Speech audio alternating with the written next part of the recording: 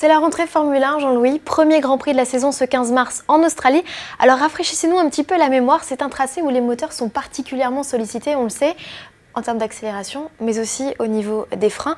C'est pas un peu dur pour les équipes d'attaquer par un circuit comme celui-ci, ou bien est-ce que c'est riche d'enseignements ? Non, ce n'est pas vraiment riche d'enseignement, mais effectivement, c'est dur d'attaquer par un circuit comme celui-ci, qui est atypique, dessiné dans un parc, et comme vous l'avez dit, avec beaucoup de sections d'accélération et de freinage, donc il faut quand même faire attention à la consommation et aux freins. J'ajouterais que le plus difficile encore, eh bien, c'est, comme c'est un circuit non permanent, la présence des murs. Et on sait qu'à Melbourne, c'est pas tout à fait comme à Monaco, mais c'est pas loin, à savoir que la moindre erreur, de temps en temps, se paye cash et très cher.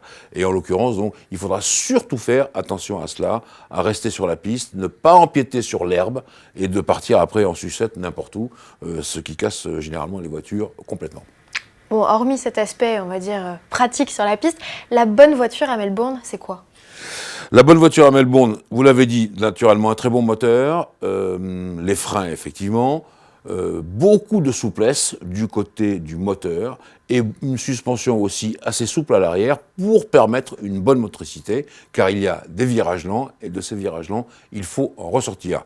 Et il faut également de l'appui parce qu'il y a 2-3 courbes assez difficiles, pas tout à fait naturelles et donc un peu délicates, et il faut faire attention à cela également. Donc au total, c'est un circuit vraiment, je le répète, spécifique, qui ne donne pas de grands enseignements pour la suite de la saison. C'est pas Barcelone, par exemple. On sait que si vous êtes bien à Barcelone, vous êtes à peu près bien partout. Non. Mais ça reste quand même le premier Grand Prix, il faut le gagner parce que c'est quand même celui qui marque les esprits. Jean-Louis, entre parenthèses, une petite question à propos des pneumatiques. C'est un circuit non permanent, vous l'avez dit. Est-ce que les pneus seront plus utilisés, en tout cas plus sollicités que sur un autre tracé ? Oui, tout à fait. D'ailleurs, on peut le voir aux réactions de plusieurs pilotes à propos des tests hivernaux, où ils disent clairement, oui, c'est pas mal ce qu'on a fait, etc. Mais on a ce problème de pneus. Et je crois que ça, c'est important. Il y a 1 ou 2 pilotes qui ont également avoué que sur la distance des relais, Max Verstappen, par exemple, eh bien, il n'était pas très au fait de la tenue des pneumatiques et que, par conséquent, ça allait pouvoir peut-être le pénaliser. Jean-Louis, l'an passé, c'est Nico Rosberg qui avait remporté le Grand Prix de Melbourne. C'est Lewis Hamilton qui avait signé la pole. Alors, est-ce qu'à votre avis, les pronostics cette année seront à peu près les mêmes ? J'ai envie de vous dire, on prend les mêmes et on recommence. Je ne voudrais pas décourager nos spectateurs et téléspectateurs, mais je crois que, de ce qu'on a vu aux essais hivernaux en tout cas, les Mercedes sont très fortes. Et donc, la pole position ou non pour Lewis Hamilton ou pour Nico Rosberg, en tout cas, je pense que les Mercedes seront devant. Si elles ne le sont pas sur la grille de départ, elles seront devant au fur et à mesure de la course parce qu'elles ne consomment pas beaucoup. Elles économisent leurs pneus. Elles ont une aéro absolument formidable. Et puis il y a ce moteur Mercedes qui est quand même un gage de réussite. Jean-Louis, il y a une personne qui est absente particulièrement sur ce Grand Prix, c'est Fernando Alonso. C'est plutôt une histoire louche ce qui lui est arrivé. Est-ce qu'on ne nous cache pas quelque chose ? Non, on ne nous cache pas quelque chose. Simplement, il faut du temps au temps, il faut que l'enquête avance. Car il y a maintenant une vraie enquête. Et je me disais que de la part de Jean Todt, le président de la FIA, après tout ce que la F1 a subi l'an passé, notamment l'accident de Jules Bianchi, Jean Todt, qui était déjà à cheval sur la sécurité et les problèmes de sécurité, sera encore plus à cheval sur cette enquête, parce qu'en plus elle touche Alonso, double champion du monde, pilote McLaren. Alors, ce qu'on n'arrivait pas à bien comprendre, je crois que maintenant on en a à peu près vu que Fernando était, alors, soit avec un malaise, soit avec une baisse de tension, comme disent pudiquement les Espagnols, avant l'accident.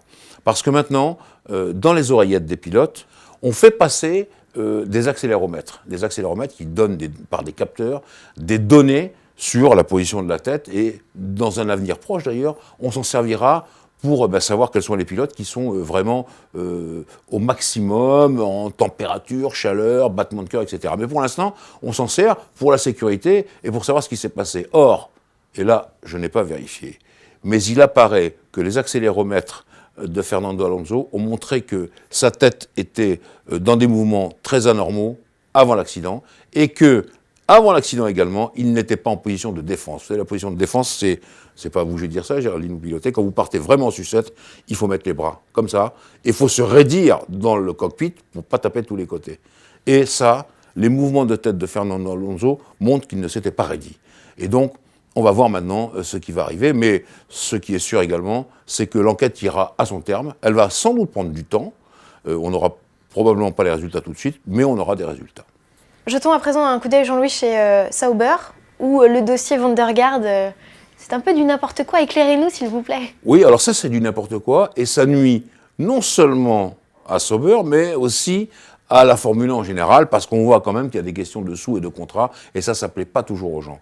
Qu'est-ce qui s'est passé l'an dernier, avant même la fin de la saison? Sauber, en la personne de Monisha Kaltenbrunn, la patronne, a signé un accord avec Felipe Nasr, qui est un Brésilien, qui conduit très très fort, et puis avec Ericsson, qui est un Suédois extrêmement moyen, on a déjà eu l'occasion de le dire ici. Mais il se trouve que Guido van Gaard, lui, avait un contrat aussi. Et la Cour australienne, le tribunal australien, et le tribunal d'appel ont montré qu'il était complètement dans son droit. Or, Van der Garde, lui, je vous le dis tout de suite, il est richissime, sa belle famille est richissime également, et le dédit que pourrait payer Sauber, ça ne l'intéresse pas. Ce qu'il veut, c'est conduire. Et donc, on se retrouve avec ce pied de nez, avec 3 pilotes pour 2 voitures. Donc, ça va être extrêmement compliqué, et je pense que Sauber aurait dû se méfier de cette situation, en tout cas, ne pas mettre les pieds dans un bourbier pareil. Il valait mieux faire attention au contrat avant de signer tout et n'importe quoi. Pour terminer ce premier entretien d'avant Grand Prix, on va faire un petit point sur la réglementation. Jean-Louis, ce qui change en 2015, moins de moteurs? Moins de moteurs, 4 au lieu de 5. Alors attention, ça devient compliqué, parce que ça veut dire que les moteurs feront pas loin de 6000 km. Fin des points doublés. Fin des points doublés, ça c'était une opération bidon, allez, on va dire ça comme ça, c'est oublié, on n'en parlera plus. Safety car virtuel? Oui, ça c'est à la suite de l'accident de Jules Bianchi. On a essayé diverses méthodes pour voir quelle protection on pouvait apporter aux pilotes et aux commissaires d'ailleurs en cas d'accident. Et plutôt que de mettre en route une voiture, ce qui prend toujours du temps, on en met une virtuelle avec des panneaux tout au long des circuits. Et ça a montré dans plusieurs démonstrations que ça fonctionnait. Donc ça rentre en ligne de compte, ça sera fait.